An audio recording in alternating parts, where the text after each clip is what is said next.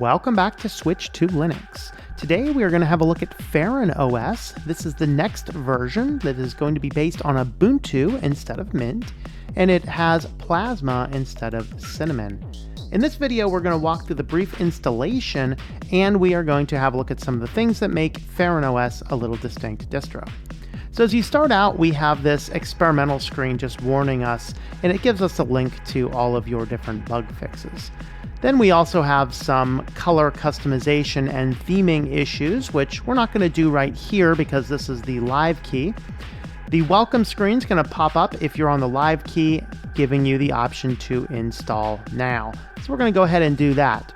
The installer is the Calamaris installer, which I will note there is a bug that will occur in this every now and again.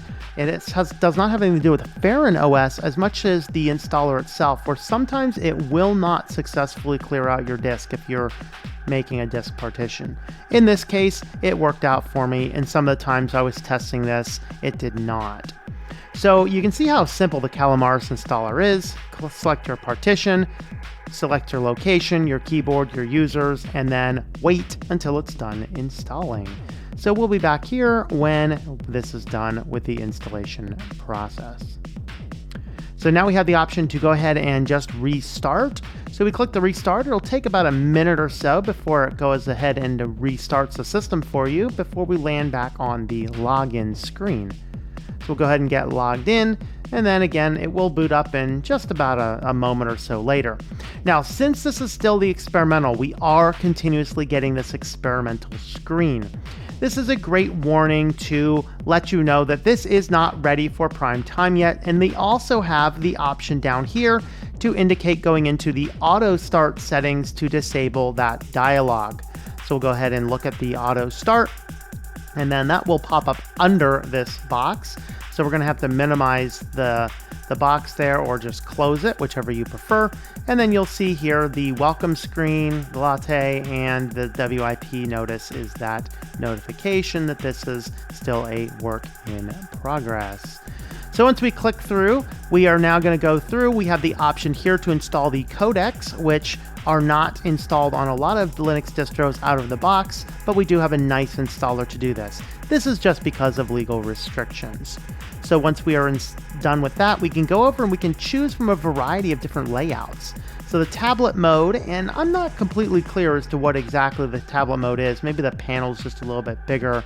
I probably would have preferred a different menu there, but the familiar layout is just kind of a very easy familiar layout. It basically duplicates like a Windows 10 look. You can see the menu there is much like Windows 10. We have notifications. We have the Redmond, which is more of like a more XP view, although it still does have the Windows 10 type tiled start menu here. We do have the notifications and other things there still. Cupertino, this is like a Mac layout. You have your top panel over here. We have a basic menu. We have notifications, and then down at the bottom, we have an application dashboard. Kind of like Macs, a little bit different, but kind of like Macs, but you can see it works much the same. And then if you want to do something closer to Ubuntu, we have an Ubuntu look right here. Of course, you can change that look and feel inside of the themes as well, but you can kind of see what this is going to look like. So no matter which way you want to go, you have a good option. For this video, I'm going to go ahead and pick the Redmond layout, so kind of like the Windows layout. Clicking next, now we get to choose our accent color. We also have the color of our site. Do we want to run a light theme or a dark theme? So I'll go ahead and pick a dark theme for the purpose of this video here. And then you can see the accent colors down here. Just kind of pick your accent color, click it, and you'll have the ability here to view what these accent colors are. There is the theme colorizer, which will allow you to change the accent themes later, although that dialog box is not quite as elegant as this one is, but we'll have a quick look at that in a little bit here in this video. So you can see here where our accent colors are. We'll go ahead and stick with the gray for now, and we'll go ahead and click through the next. And then if you want to connect your computer to a smartphone, this supports Android phones. You can get that from either F-Droid or the Google Play Store. Get KDE Connect. Now we have the welcome screen. This is going to walk us through a lot of options. So customization, so you can look at the look and feel inside of your settings. We have keyboard shortcuts, any updates or restricted extras, which would be your codecs, which we already did. That's on that first open dialog screen there. And then as we go back through, we have some optional tasks. So these are setting up your backups, setting up your firewall. So these are not applications that are installed on this distribution out of the box, but we have the quick option to install them here. System specifications, a driver utility, anything else that we might need.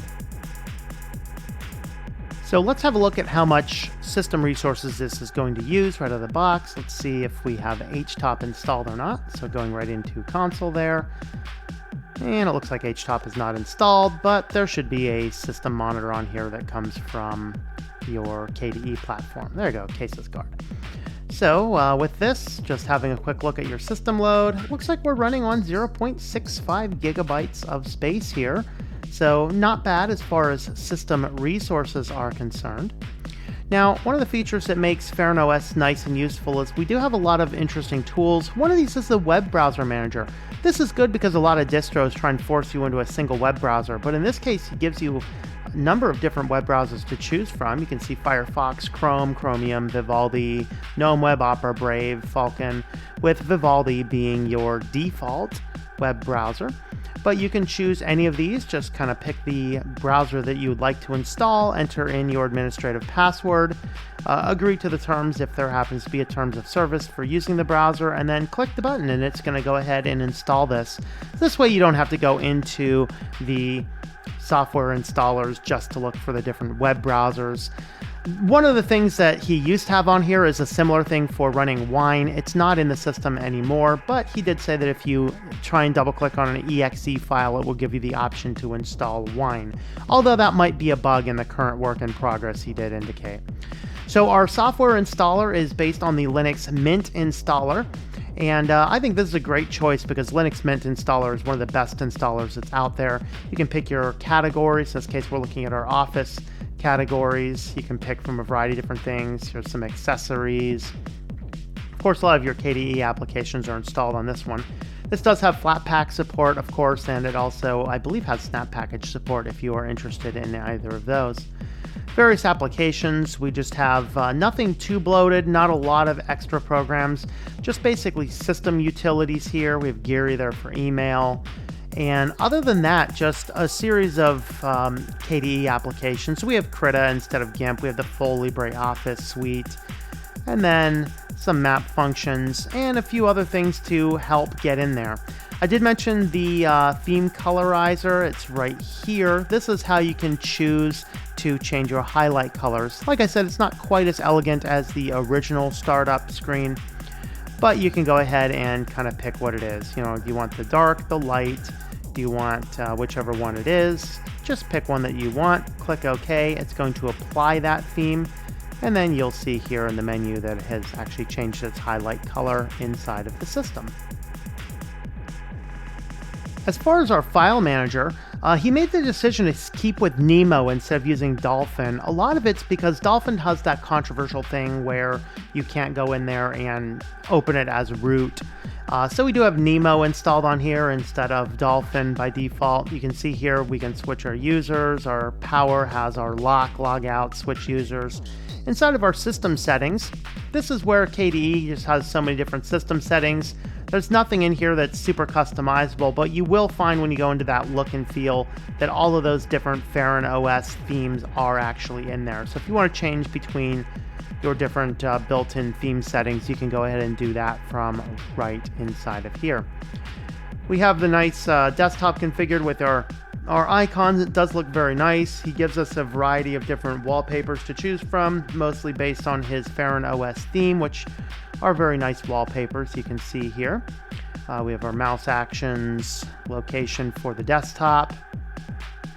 So all these are just basic KDE platforms, so nothing super surprising here.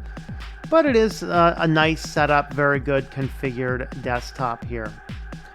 So if you are interested in grabbing this guy or downloading it, just head on over to his website, which will be in the video description down here. I believe it is FerenOS.weebly.com, but we'll see right when we boot this guy up. I'm just going to go right into Vivaldi, just do a nice little search here for FerenOS. It should be the first thing you find. And he does have the set to start page, which, hey, I fully agree with that. The start page is nice. Yes, it is FerenOS.weebly.com. You can come over here and you can go ahead and hit the download button right on the top banner. We can see our recommended is the full supported one, which is based on Mint. This is the one that is based on Ubuntu 18.04, not Mint. Also running Plasma 5.16, and it is experimental right now. So if you go ahead and download that, you can install this one that we have been working with here. It is about 1.9 gigabyte download, very easy to use otherwise. So thanks for watching, and I hope that you enjoy switching to Linux.